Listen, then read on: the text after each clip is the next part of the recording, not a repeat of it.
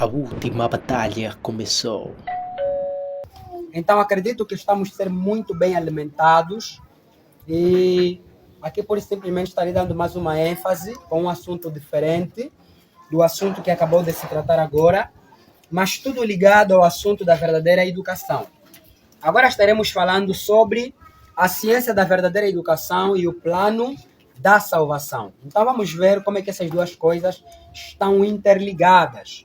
E para começar, vamos já para Salmos 119. Salmos 119, versículo 105. É um salmo muito bem conhecido e eu gostaria de compartilhar com os irmãos. Salmos 119, verso 105 diz assim: Tua palavra é lâmpada, Tua palavra é uma lâmpada para os meus pés e luz para o meu caminho. Prossigamos para João 17, versos 3.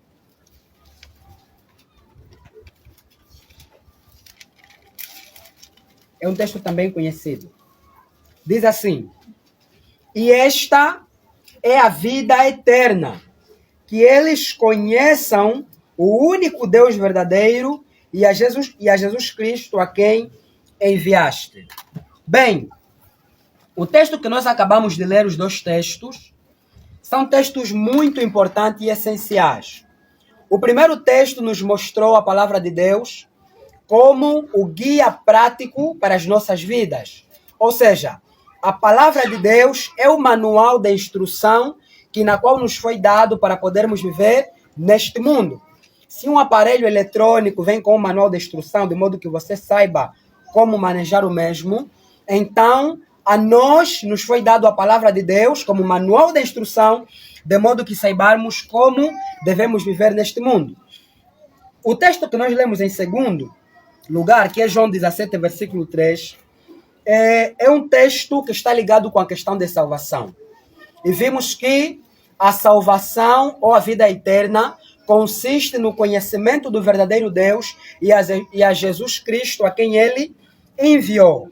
Então, para nós compreendermos isto, é necessário que a gente entenda os princípios, não é?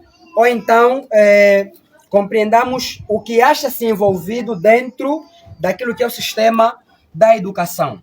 No livro A Educação, é um livro que eu estarei lendo muito, na página 17, na página 14, nós encontramos a seguinte citação.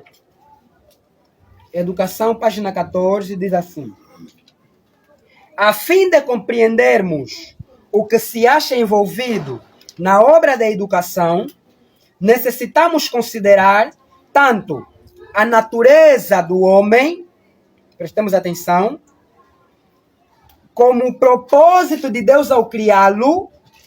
Precisamos também considerar a mudança na condição do homem em virtude da entrada do conhecimento do mal e o plano de Deus para ainda cumprir seu glorioso propósito na educação da raça humana. Então aqui nos disse que para compreendermos o que se acha envolvido na questão da educação, existem alguns elementos essenciais que devem ser entendidos por nós. Conforme vimos, a natureza do homem, devemos compreender, o propósito de Deus ao criar o homem, a natureza do homem após o pecado e, por último, devemos entender o plano que Deus estabeleceu para redimir o homem após ele cometer o pecado. Então, vamos compreender esses quatro fundamentos, começando com o primeiro, a natureza do homem. Gênesis capítulo 1, versículo 26. Vamos lá. Gênesis capítulo 1, versos 26. Diz assim: E disse Deus: Façamos um homem à nossa imagem, conforme a nossa semelhança, e que eles tenham domínio sobre os peixes do mar, e sobre as aves do céu, e sobre o gado, e sobre toda a terra, e sobre todas as coisas rastejantes que se arrastejam sobre a terra. Então, Dentro desse texto, nós conseguimos compreender o primeiro princípio, a natureza do homem. Aqui nós compreendemos que o homem foi criado à imagem e semelhança de quem? A imagem e semelhança de Deus. E eu disse de manhã que a gente vai compreender o que é ser criado à imagem e semelhança de Deus. Educação, página 15, diz assim: quando Adão saiu das mãos do Criador, trazia ele em sua natureza física, intelectual e espiritual a semelhança do Criador. Ou seja, Adão era semelhante ao Criador quanto à sua natureza física, quanto à sua natureza intelectual e à sua natureza espiritual. Havia uma semelhança ao seu Criador. Deus criou o homem à sua imagem.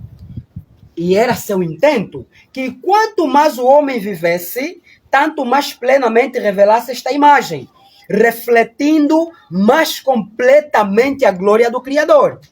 Todas as suas faculdades eram passíveis de desenvolvimento. Sua capacidade e vigor deveria aumentar continuamente. Então, irmãos, estamos aqui a ver o propósito de Deus, não é? Ao criar o homem. Ele criou a sua imagem e a sua semelhança. E era propósito dele que quanto mais Adão vivesse sem pecado, mais semelhante ele se parecesse com ele. As suas faculdades eram passíveis de desenvolvimento. E depois vamos desenvolver mais essa questão de faculdade. Segundo ponto, qual foi o propósito de Deus ao criar a humanidade? Isaías capítulo 43, versículo 7, depois vamos passar para o versículo 21. Vamos a correr porque o nosso tempo é curto. Vamos lá, Isaías 43, versículo 7 a 21. Todo que é chamado pelo meu nome, eu criei para minha glória. Eu o formei, sim, eu o fiz. Versículo 21. Este povo eu formei para mim mesmo. Eles proclamarão o meu nome, o meu louvor. Então aqui, Deus mostra claramente de que o homem foi formado, foi criado para a glória de Deus. E não para a glória do próprio homem. Esse era o desígnio de Deus. Que o homem glorificasse a Ele por intermédio da sua vivência aqui na terra. Esse é o segundo ponto. Compreendemos a natureza do homem. O homem foi criado à imagem e semelhança de Deus. E vimos que o propósito de Deus em criá-lo é de modo que o homem glorificasse o seu Criador. Terceiro aspecto, a natureza do pecado. Gênesis capítulo 3. Vamos lá, irmãos. Gênesis capítulo 3. Estes assuntos nos levarão a compreender o assunto ligado à verdadeira educação. Gênesis 3, 6 e 7. Alguém leia, por favor. Gênesis 3, 6 e 7. Alguém pode ler?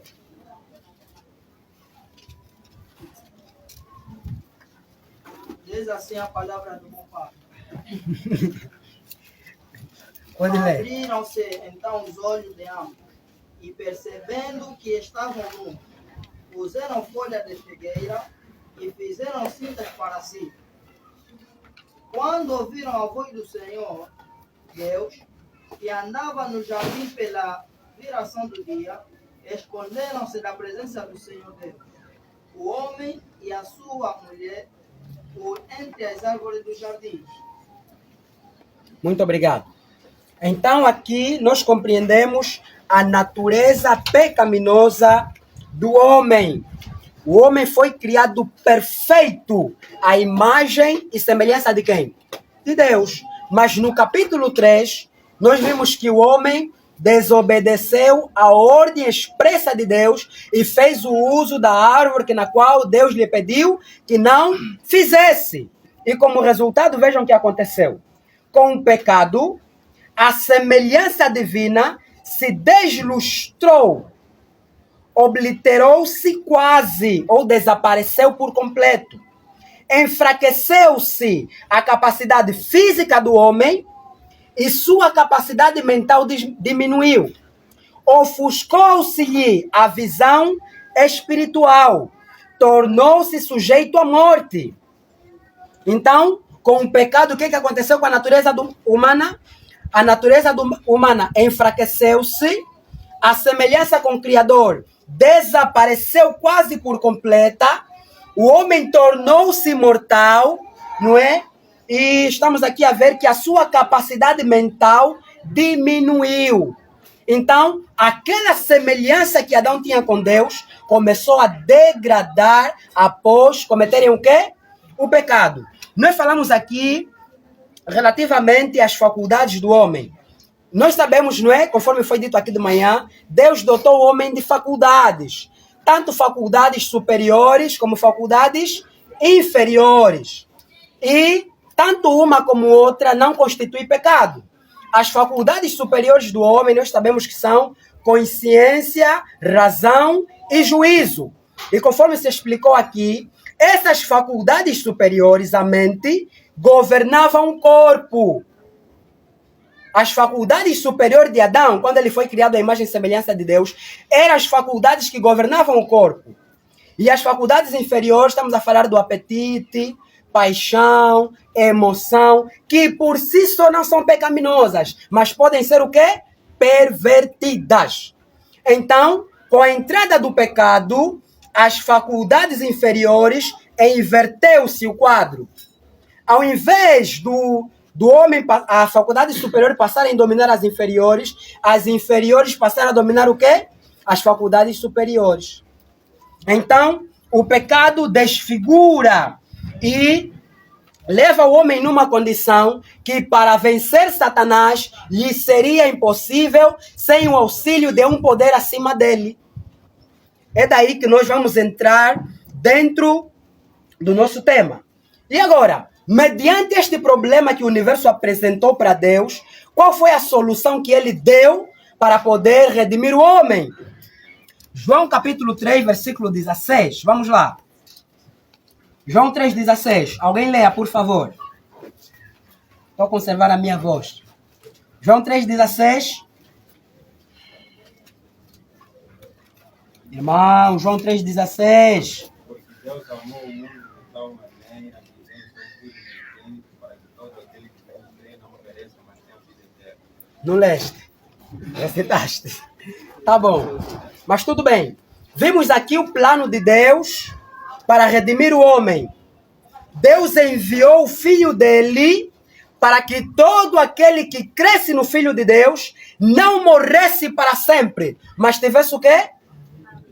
A vida eterna. Vamos lá.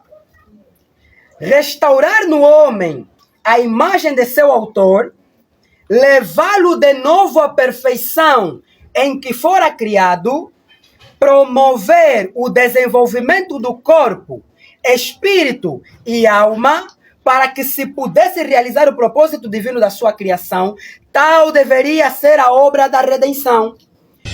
Até a última batalha